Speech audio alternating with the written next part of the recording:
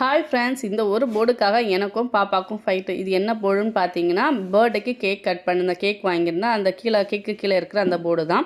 இதை வச்சு எனக்கு ஏதாச்சும் பண்ணணும் அப்படின்னு சொல்லிட்டு நான் அதை தூக்கி போடாமல் வச்சுருந்தேன். பாப்பாவும் அதை கேட்டுகிட்டே இருந்தா. ஸோ அவளுக்கும் பிடிச்ச மாதிரி எனக்கும் ஏதாச்சும் க்ரியேட்டிவாக பண்ணது மாதிரி ஏதாவது ரெடி பண்ணிக்கலாம் அப்படின்னு சொல்லிட்டு பிஸ்தா ஷெல் இருந்துச்சு. ஸோ அந்த பிஸ்தா ஷெல்லை பார்த்தீங்கன்னா இந்த மாதிரி க்ளூ போட்டு ஒட்டிக்கிட்டேன். அதுக்கு மேலே பார்த்தீங்கன்னா பெயிண்ட் பண்ணுறதுக்காக பிளாக் அண்ட் ஒயிட் வந்து மிக்ஸ் பண்ணி இந்த மாதிரி கீழே ஒரு லேயர் பார்த்தீங்கன்னா இந்த மாதிரி பெயிண்ட் பண்ணிக்கிட்டேன். இது வந்து ஒரு கடல் தீமில் தான் இந்த மாதிரி பெயிண்ட் பண்ணேன்.